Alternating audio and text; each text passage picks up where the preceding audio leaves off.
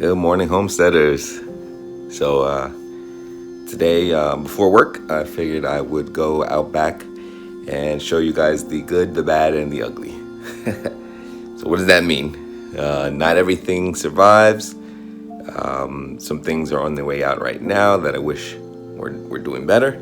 And I will be completely open and honest to show all of that to you. Let's get started.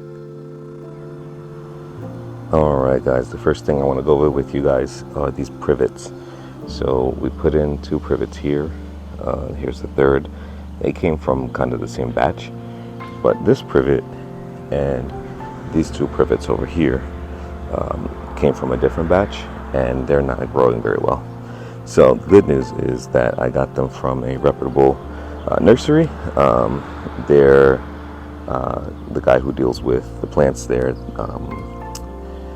recommended I cut off all the dead wood, so I did that yesterday, and now we are seeing if that will trigger growth. So it rained pretty well last night, and then tomorrow I will give them lots and lots of water, and we'll see if there's some new growth from that.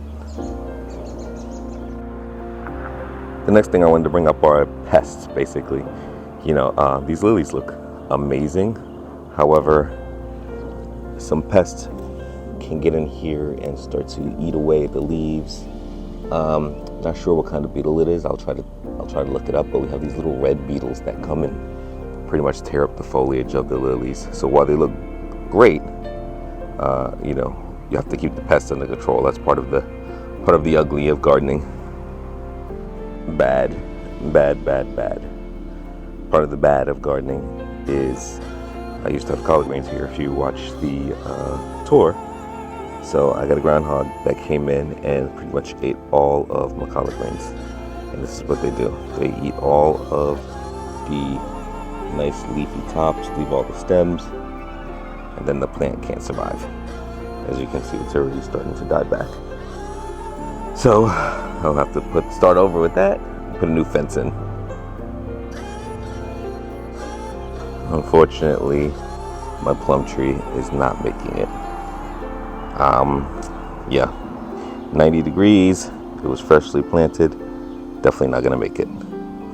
One of the good things about this tree is that I bought it from Lowe's, so it can go back. They have a 1-year return policy on their trees, so this tree and the cherry tree are not doing very well, so I'll send those back, get my money back, and try again next year with those products. Oh, my poor plants. A few days of high 90s have roasted them, no matter how much water I put in them. So I have a few survivors here. I'll go and trim this up later on and get some more water in it. Hopefully they'll bounce back. Lastly, I wanted to just show you guys some of the good. So here is a Black Beauty tomato. Let's see if I can get in here and show this. There we go. Here's a Black Beauty tomato that is starting to turn purple and then darken into black. One of the things that I typically do is, as you can see, this tomato is not staked up. This tomato is leaning. I don't stake them up until I am comfortable that they can stand up and stay up. So typically smaller plants, people will train their plants up. I don't like to do that. I like to stake them up when they're ready. Not only are they stronger and can stand up with the stick, but also once you put the stick in the ground, it doesn't bother the plant as much when it starts hitting those roots. So that's what I typically like to do.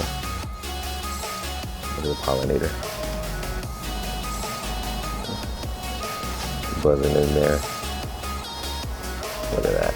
Gorgeous. Thank you guys for joining me for the good, the bad, and the ugly.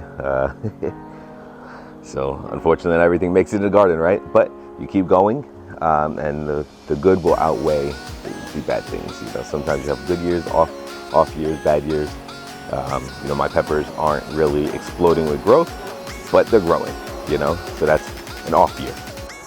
I showed you some of the bad things, and then you know, we have some great surprises like tomatoes coming in very fast. So I'm happy about that. You know, the good, the bad, and the ugly. Thank you for joining us, and we'll see you in the next one.